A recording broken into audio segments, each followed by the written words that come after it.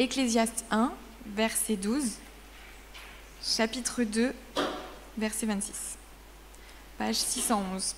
La recherche de la sagesse. Moi, le maître, j'ai été roi d'Israël à Jérusalem, et je me suis appliqué à étudier et à examiner par la sagesse tout ce qui se fait sous le soleil. Dieu impose aux hommes de s'appliquer à cette occupation de malheur. J'ai vu tout ce qui se fait sous le soleil, et je suis arrivée à la conclusion que tout est dérisoire. Autant courir après le vent. Ce qui est tordu ne peut être redressé, et ce qui manque ne peut être compté. Je me suis dit en moi-même, voici, j'ai fait augmenter et progresser la sagesse plus qu'aucun de ceux qui ont régné avant moi à Jérusalem. J'ai considéré beaucoup de sagesse et de connaissances. Je me suis appliquée à connaître la sagesse et le savoir, ainsi que la folie et la déraison. Et je me suis aperçue que cela aussi, c'est comme courir après le vent. Car plus on a de sagesse, plus on a de sujets d'affliction. En augmentant sa connaissance, on augmente ses tourments. Je me suis dit en moi-même, va donc, teste les plaisirs et goûte à ce qui est bon. Mais cela aussi est vain. Du rire, j'ai dit, c'est absurde. Et de l'hilarité, à quoi cela m'avance-t-il ? Puis j'ai décidé en moi-même de m'adonner au vin, tout en continuant à me conduire avec sagesse. Et j'ai résolu de me lancer dans la folie, le temps de voir ce qu'il est bon pour les humains de faire sous le ciel pendant les jours qu'ils ont à y vivre. J'ai réalisé de grandes choses. Je me suis bâti des maisons, je me suis planté des vignes, je me suis aménagé des jardins et des vergers, et j'y ai planté des arbres fruitiers de toutes sortes. Je me suis fait des bassins pour irriguer des pépinières où croissent les arbres. Je me suis procuré des esclaves et des servantes. J'ai eu du personnel domestique. J'ai possédé en abondance de gros et de menus bétail, bien plus que tous ceux qui m'ont précédé à Jérusalem. Je me suis amassé de l'argent et de l'or, provenant des trésors des rois et des provinces.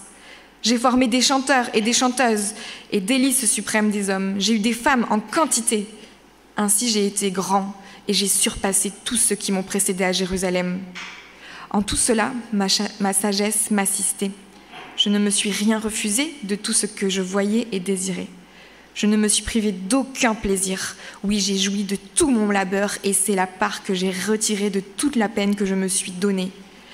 Puis j'ai considéré l'ensemble de mes réalisations et toute la peine que je m'étais donnée pour les accomplir. Et voici ma conclusion. Tout est vain. Autant courir après le vent. On n'en tire aucun avantage sous le soleil. Puis, j'ai considéré et examiné la sagesse ainsi que la folie et la déraison. Qu'en sera-t-il de l'homme qui succédera au roi ? Il fera ce qu'on a déjà fait par le passé. J'ai constaté que la sagesse est plus avantageuse que la déraison, tout comme la lumière est plus avantageuse que les ténèbres. Le sage a des yeux pour voir, alors que l'insensé marche dans les ténèbres. Cependant, j'ai aussi constaté qu'un même sort attend l'un et l'autre. Alors je me suis dit en moi-même, je vais connaître le même sort que l'insensé, à quoi bon avoir été plus sage ? Et j'ai conclu en moi-même que cela aussi était déplorable. Car on ne se souviendra pas longtemps du sage, pas plus que de l'insensé, et dans les temps à venir, tous deux tomberont dans l'oubli. Car le sage mourra aussi bien que l'insensé. Alors j'en suis venue à haïr la vie, car tout ce qui se fait sous le soleil m'est apparu détestable, parce que tout est dérisoire. Autant courir après le vent. J'ai fini par prendre en dégoût tout le labeur pour lequel je me suis donné tant de peine sous le soleil, et dont je devrais laisser le fruit à mon successeur. Car qui sait s'il sera sage ou insensé ? Pourtant, c'est lui qui disposera de tout ce que j'ai réalisé sous le soleil, grâce à mon labeur pour lequel j'ai trimé et mis en œuvre la sagesse. Cela aussi est déplorable. Aussi, j'en suis arrivée au désespoir, en pensant à tout le labeur pour lequel je me suis donné tant de peine sous le soleil. En effet, on accomplit son labeur avec sagesse, compétence et adresse. Et c'est à quelqu'un qui n'a jamais participé à ce travail qu'on laisse tout ce qu'on a retiré ? Cela aussi est déplorable. Et c'est un grand mal. Car que retire l'homme de tout son labeur et de toutes ses préoccupations pour lesquelles il s'est donné tant de peine sous le soleil ? Ses journées lui apportent bien des maux, ses occupations lui occasionnent bien des souffrances. Même la nuit, il ne trouve pas de repos. Cela aussi est déplorable. Il n'y a rien de bon pour l'homme, sinon manger, boire et se donner du bon temps au milieu de son dur labeur. Et j'ai constaté que cela même vient de la main de Dieu. En effet, qui peut manger et profiter de la vie sans que cela vienne de lui? Car Dieu donne à l'homme qui se comporte bien à ses yeux la sagesse, la connaissance et la joie, mais il impose comme occupation... Je vais reprendre le verset. Car Dieu donne à l'homme qui se comporte bien à ses yeux la sagesse, la connaissance et la joie. Mais il impose comme occupation à celui qui fait le mal le soin de recueillir et d'amasser pour celui qui se comporte bien à ses yeux. Cela aussi est dérisoire. Autant courir après le vent. Bon, vous êtes encore avec moi, vous êtes restés après le premier chapitre de l'Ecclésiaste, vous n'avez pas fui. C'est vrai qu'il est étonnant, hein, cet Ecclésiaste. Alors, je ne sais pas, en introduction, mais est-ce que ça vous est déjà arrivé de penser, ou plutôt même de rêver que c'était vous? Je ne sais pas si ça vous est déjà arrivé de penser, ou même rêver que c'était vous. C'était vous le gagnant du dernier Euro-million, le 24 juin dernier, au Portugal, qui remportait la somme de 213,8 millions d'euros. On a les yeux qui pétillent, on rêve à imaginer ce qu'on pourrait faire, ce qu'on pourrait juste arrêter de faire. Je ne sais pas si ça vous est déjà arrivé de penser à ce que vous pourriez faire, pas faire, plus faire, découvrir, vous lancer dans tel ou tel projet. Je dois avouer que, à l'époque, j'ai laissé libre cours à ces pensées plusieurs fois. Et vous savez pourquoi? Parce qu'on est convaincu que notre bonheur sera satisfait si nous sommes en mesure de faire ce qu'on veut. Alors, quoi de mieux que d'aller à la rencontre d'un homme qui a vécu ça? Et même mieux, peut-être qu'il aura un retour d'expérience à nous faire. Et ce matin, justement, on va aller à sa rencontre. On va aller à la rencontre de cet homme. Cet homme, par son intelligence, sa sagesse, il ressemble à ce que la société apprécie dans un Dalai Lama. Il a toute la richesse. Il a eu toute la richesse d'un homme que la société considère comme Elon Musk. Et il a eu toute la puissance politique à son époque, comme un gars comme Xi Jinping. Et nous verrons que tout cela ne lui a pas permis d'être profondément satisfait. On découvrira que la satisfaction, et c'est son propos qu'on a pu déjà lire, merci Marie pour la lecture, la satisfaction profonde ne s'obtient qu'en Dieu. Alors voilà son programme. Partie 1, chapitre 1, verset 12 jusqu'au chapitre 2, verset 11, on va découvrir que la satisfaction profonde est inaccessible ici-bas. On verra au chapitre 2, verset 12 jusqu'au verset 23 le pourquoi. Et au chapitre et à la fin, on découvrira qu'elle est seulement accessible en Dieu. Alors un homme intelligent et sage et riche et puissant, il a commencé sa quête de la satisfaction. Il a pris dans ce voyage en métro vers le bonheur, il a pris la première ligne. Et la première ligne, c'est c'est la satisfaction. Est-ce qu'il va être satisfait? Est-ce qu'il va être heureux? Est-ce qu'il va juste avoir besoin de s'arrêter et puis s'arrêter définitivement? Et alors, le premier arrêt dans cette quête de la satisfaction, c'est la satisfaction obtenue par la sagesse. Et là, on voit que je me suis appliqué, verset 13, je me suis appliqué à étudier et à examiner par la sagesse tout ce qui se fait sous le soleil. L'Ecclésiaste, il a commencé par ce qu'il connaît le mieux, Non seulement il était riche, il était puissant, mais c'était, d'ailleurs on pense que c'est sans doute Salomon, et c'est écrit à un roi que c'est celui dont il a eu le cœur si sage et si intelligent qu'il n'y en a pas eu avant lui ni après lui. D'ailleurs sa sagesse faisait déplacer les personnes. C'est sans doute un homme d'éducation, on pourrait dire le ministre de l'éducation nationale d'Israël, et il a voué sans doute à son enseignement à des hauts dignitaires. Et alors voilà sa méthodologie, il fait appliquer à étudier et à examiner. Il a passé sa vie à étudier et il s'est intéressé sans doute à la science, sans doute à la philosophie, aux grandes questions de l'existence, aux lettres. Peut-être qu'il s'est même intéressé au génie civil, à l'art de faire la guerre. Et on voit que il a cherché à savoir et sans doute il a passé le diplôme le plus élevé qu'il soit. On lui aurait recommandé aujourd'hui de passer le bac S. Bon, maintenant, c'est plus d'actualité, même si c'est encore d'actualité. Et il aurait intégré sans doute, il a sans doute intégré un bon lycée. Et il est entré dans une école prestigieuse, style Fermat, si on avait été à Toulouse. Et il a visé une grande école. C'était un érudit qui a aimé essayer d'explorer la sagesse. Et on voit que même cette exploration de la sagesse, elle s'est étendue à la folie, il a même exploré. Pourtant, toutes ces investigations n'ont pas abouti. Voilà ce qu'il dit, plus on étudie, plus on se rend compte que notre connaissance est limitée en version moderne, les versets 12 jusqu'à 18.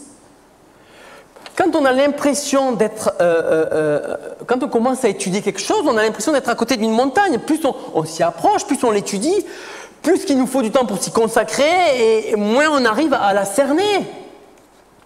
On n'arrive pas à aller jusqu'au bout des choses. Et puis, ça c'est un premier point, mais un second point, c'est plus on étudie et plus on voit que ça ne va pas, c'est compliqué. Regardez, étudiez la politique, regardez BFM ou écoutez les informations et vous n'allez pas rester optimiste longtemps. Jetez un coup, regardez Greta Thunberg qui se préoccupe d'écologie et qui se met toujours plus en colère. Voyageons dans les pays pauvres, essayons de comprendre les inégalités, l'économie et la manière dont celle-ci fonctionne. Et vous verrez que c'est compliqué de donner des mesures et sans que les agents économiques mutent. On peut lire des journaux, moi je lis Courrier International et à chaque fois, après des semaines de lecture, je suis un peu abattu. Écouter des philosophes, j'écoutais aussi des podcasts sur une chaîne internet qui s'appelle Thinkerview. Et puis au bout d'un moment, c'est dur de vous lever le matin. Plus on découvre notre monde, plus on découvre le fait qu'il est tordu et qui ne peut être redressé, verset 15. Et qu'on soit croyant ou pas, on est tous dans le même bateau. La sagesse n'a pas de réponse au chagrin et à la souffrance de notre monde. Même, verset 13, elle est une occupation pénible.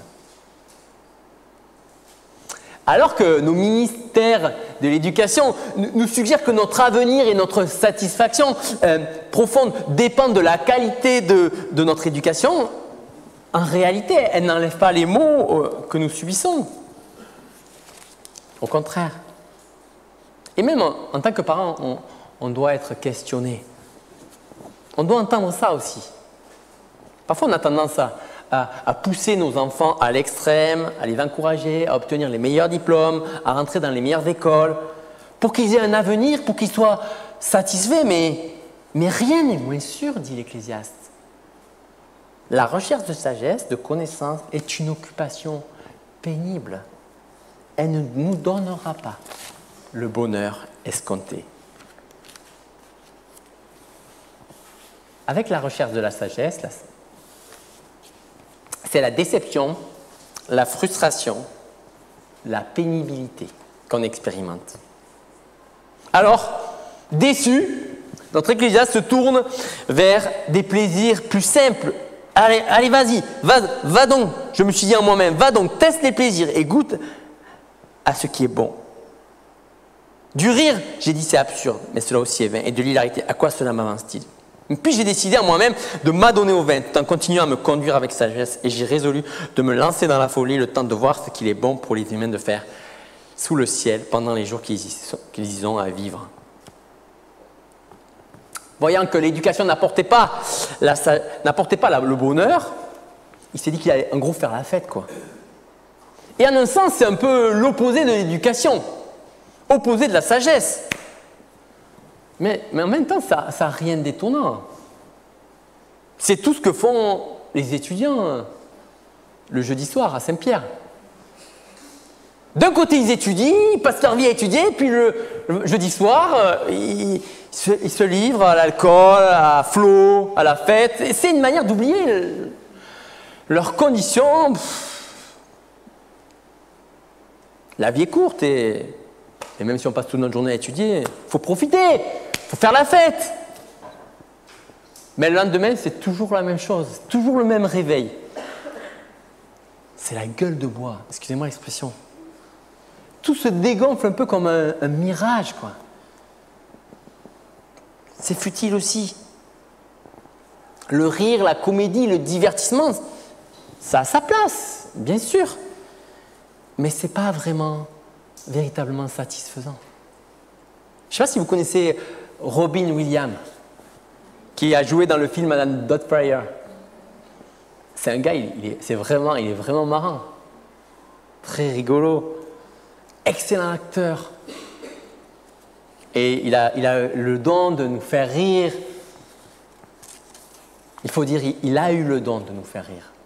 Parce qu'en 2014, à la suite d'une sévère dépression, il s'est suicidé. Le rire, ça dure qu'un instant. Cette satisfaction recherchée dans ces plaisirs tout simples, mais même ça tourne très vite court. Verset 1, j'ai aussi trouvé que c'était que de la fumée. Alors après, à la troisième arrêt dans cette ligne de la satisfaction, il s'est allé à une vie bien remplie. Verset 4 jusqu'à verset 11. Et là, il s'est privé de rien. En plus, on comprend pourquoi. Il avait les moyens. C'était un homme fabuleusement riche. Il aurait fait la une de Challenge parmi les plus grosses fortunes de l'époque. C'était le Louis XIV de l'époque. Il s'est privé de rien. Il a vu les choses en grand. Il a fondé des entreprises avec succès. Il a fait des grands projets, on a pu le voir. Il a réalisé des investissements énormes, des chantiers pharaoniques. En plus, il s'est privé de rien, des chanteuses, des concubines.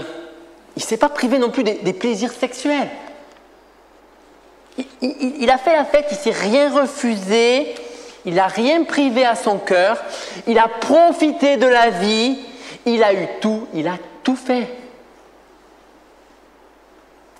S'il avait été à notre époque, il aurait été à la croisette, avec son yacht, avec ses nombreux salariés dans le yacht, parce qu'il faut les faire tourner, les yachts, et il faut s'en occuper. Il aurait sans doute dépensé beaucoup d'argent dans l'art, il aurait peut-être fait le tour du monde. Et surtout, avec l'argent et le pouvoir, il se serait donné beaucoup de plaisir avec les femmes. C'était un homme. Il a réalisé tout ce qui peut paraître comme l'idéal du bonheur, le souhait inavoué de nos cœurs. D'ailleurs, ces désirs, c'est d'ailleurs un peu ce que la classe moyenne revendique aujourd'hui. Alors c'est vrai qu'aujourd'hui, on ne va pas chercher des chanteuses ou des danseurs privés, mais on va au Zénith, on écoute Spotify, on regarde The Voice, on a les séries TV, les smartphones, les réseaux sociaux, les jeux vidéo, les parcs d'attractions, le Puy du Fou, le Louvre. C'est vrai, son travail lui a donné un peu de plaisir, il le dit lui-même. Même le produit de son travail, mais ta jouissance a été limitée. Verset 11. J'ai considéré l'ensemble de mes réalisations et toute la peine que je m'étais donnée pour les accomplir. Et voilà ma conclusion. Tout est vain. Autant courir après le vent, on n'en tire aucun avantage sous le soleil.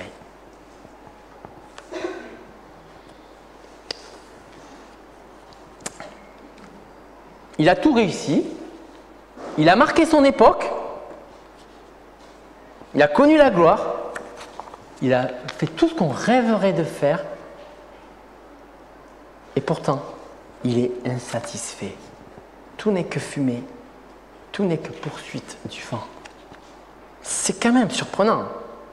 Vous vous dites, mais il y a un problème. C'est quoi ce truc? Comment il a pu arriver à une telle conclusion? Et je ne sais pas, je pense qu'il faut...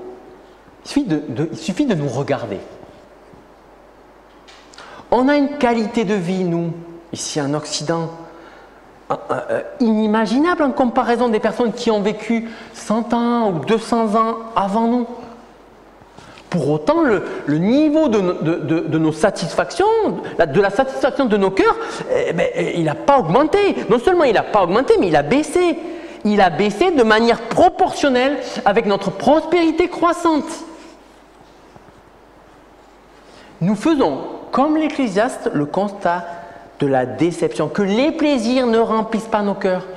Tout est dérisoire.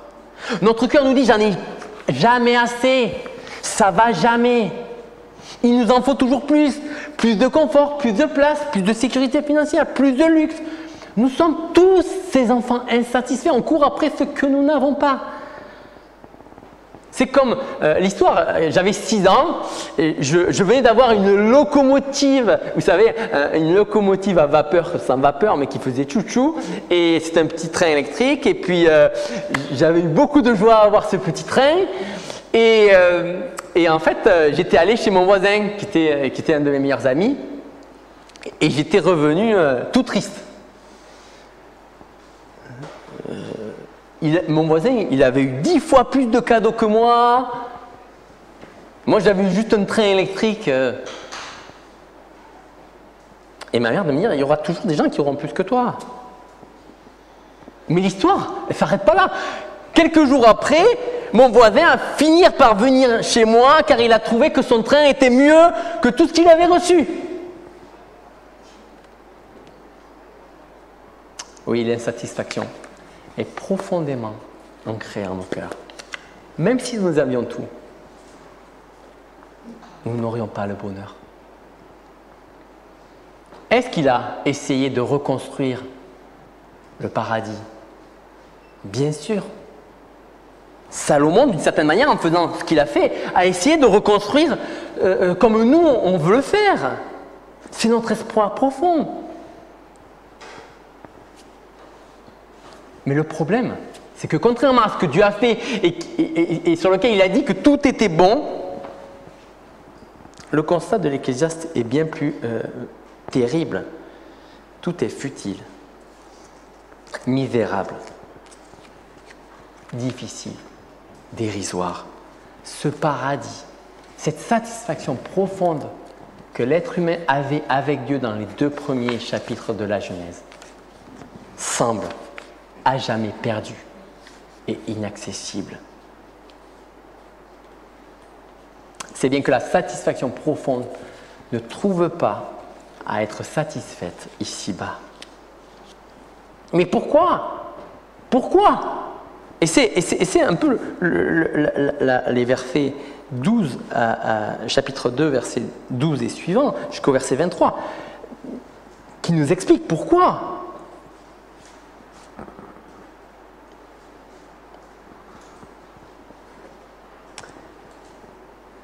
Parce que la mort, mes amis, parce que la mort rend notre condition futile.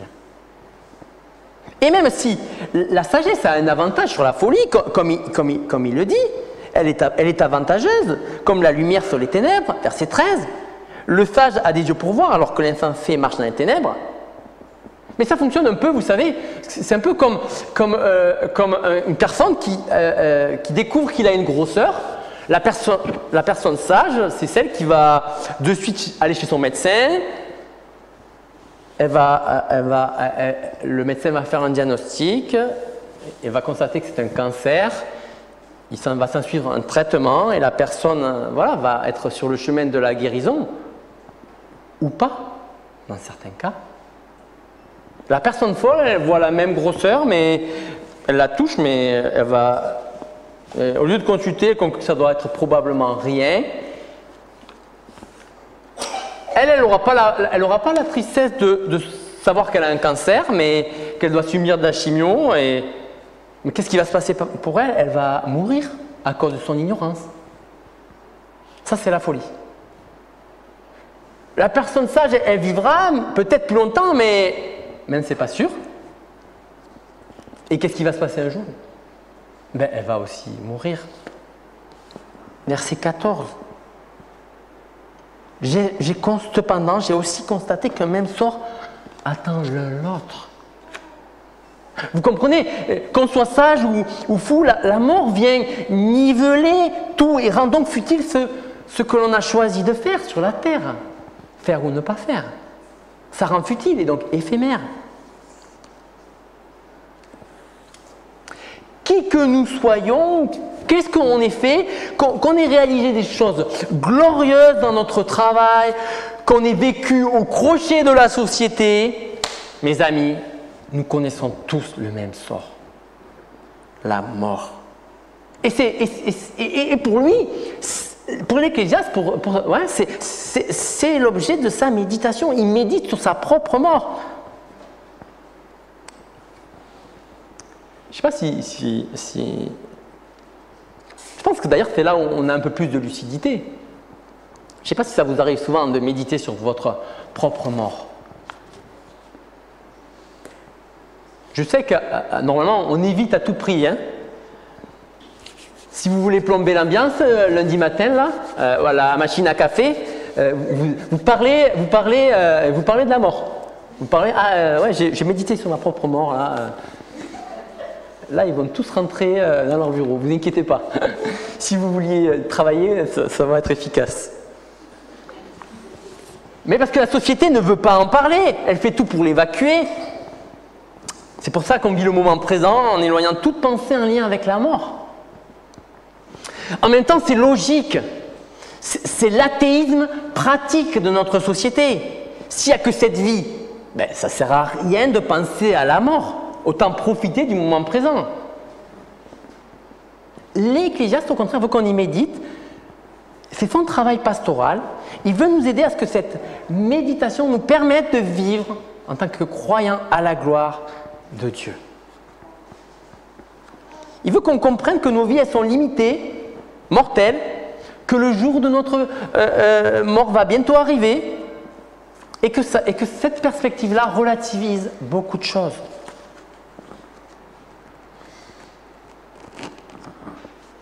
Même verset 16, car on ne se souviendra pas longtemps du sage, pas plus que de l'insensé, et dans les temps à venir, tous deux tomberont dans l'oubli, car le sage mourra aussi bien que l'insensé. On se donne parfois du mal pour se hisser vers le haut. Certains font tout pour être reconnus des autres, mais vous voyez mes amis, c'est l'oubli qui nous attend comme on a vu la dernière fois.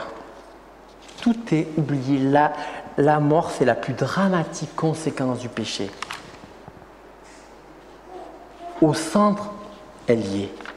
Et on est tous dans le couloir de la mort. Cette mort rend nos œuvres futiles.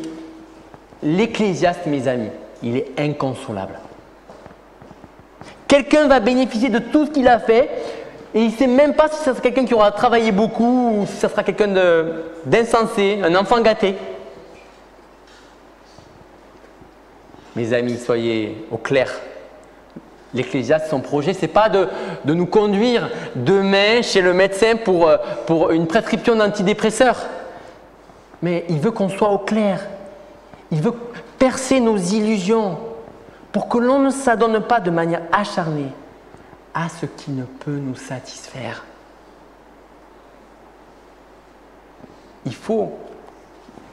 Est-ce que pour autant, est-ce qu'il faut abandonner le fait d'être satisfait? Non. Et c'est ces quelques versets de la fin encourageants vers lesquels il nous tourne. La satisfaction profonde, elle n'est accessible qu'en Dieu. Verset 23 jusqu'à 26. Verset 24. Il n'y a rien de bon pour l'homme, sinon manger et boire et se donner du bon temps au milieu de son dur labeur. Et j'ai constaté que cela même vient de la main de Dieu. En effet, qui peut manger et profiter de la vie sans que cela vienne de lui? Car Dieu donne à l'homme qui se comporte bien à ses yeux la sagesse, la connaissance et la joie, mais il impose comme une occupation à celui qui fait le mal le soin de recueillir et d'amasser pour celui qui se comporte bien. À ses yeux, cela aussi est dérisoire. Autant courir après le vent. Les amis, Dieu veut quand même nous satisfaire. Dieu veut nous donner. Notre Dieu n'est pas un grippe-sous. Vous savez, comme l'oncle ou la tante radine que l'on est obligé de supplier pour avoir 3 €, vous savez, pour Noël. Non, notre Dieu, c'est un Dieu généreux. Mais en nous montrant que le bonheur est inaccessible sans lui. Il veut nous conduire à lui. D'ailleurs, Jésus a parlé de son Père dans ces termes. Il se plaît, votre Père, il se plaît à donner de bonnes choses à ses enfants. Les amis, il est temps d'arrêter de chercher dans notre travail, dans la poursuite de choses ou d'expérimenter la satisfaction que nos cœurs désirent. Nous pouvons être satisfaits juste par le temps d'un repas, d'un temps de réjouissance autour de bonnes bouteilles de vin, même du travail, si nous le recevons avec reconnaissance. C'est l'attitude de reconnaissance envers ce que Dieu nous donne qui va donner de la joie à tout ce qu'on va faire. Un peu comme ce vieux cantique qui dit quand le vol de la tempête, vous avez entendu, quand les situations sont difficiles, au lieu de baisser la tête, compte les bienfaits de Dieu. Et tu verras en adorant combien ils sont nombreux. Dans un sens, c'est revenir au sabbat.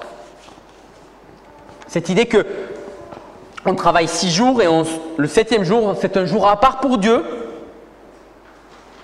Parce que notre signification ultime n'est pas dans le travail, mais elle est dans notre relation avec le Dieu créateur qui veut nous donner. Notre vie, ces 6 jours sont un don et il faut s'en souvenir. Et c'est ça, ce sens du sabbat. Notre vie est marquée par la futilité, mais elle est un don que Dieu nous donne et on doit s'en réjouir. De la même manière, l'évangile, c'est un trésor du ciel. Et Jésus, que Dieu a envoyé, c'est un don de sa part. C'est la manifestation de son amour et il l'a donné pour nous, pour qu'on ne périsse pas, pour qu'on ait la vie éternelle. Tout le salut, c'est un don, c'est un cadeau, c'est une œuvre de grâce. C'est la manifestation du Dieu généreux. Jésus s'est donné pour que nous puissions recevoir le pardon par la foi, que nous puissions être justes, connaître sa paix. Tout cela, c'est un don que nous sommes invités à recevoir, à accepter. Et la vie, mes amis, la nouvelle vie, la vie nouvelle, la vie normale, notre vie, doit être vécue comme un don, comme un cadeau, nous aime Ecclésiaste. Et alors, on sera satisfait.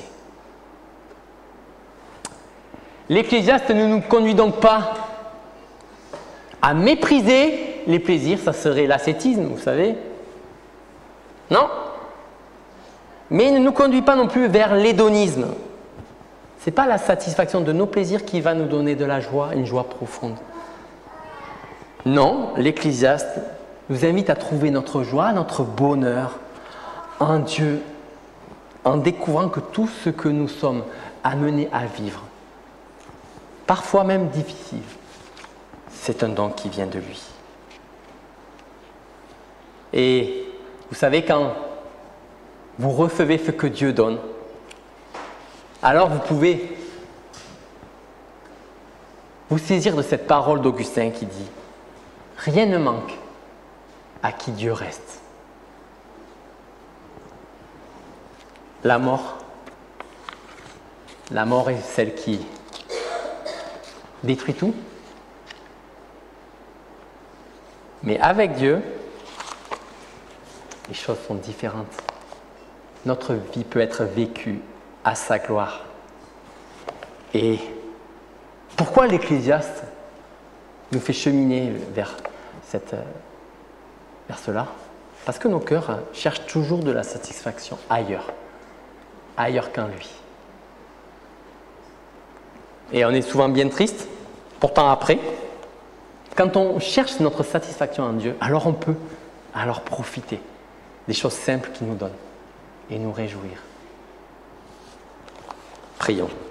Seigneur, aide-nous à saisir ces réalités. Tu vois que nos cœurs sont attirés par tant de choses. Notre cœur est une fabrique d'idoles, dans ce sens que de chercher à être satisfait par quelque chose, que cela soit des richesses. Seigneur, je te demande pardon. Parfois, j'ai cherché ma satisfaction ailleurs qu'en toi. Je te prie que nous puissions individuellement et collectivement retrouver la satisfaction en toi et découvrir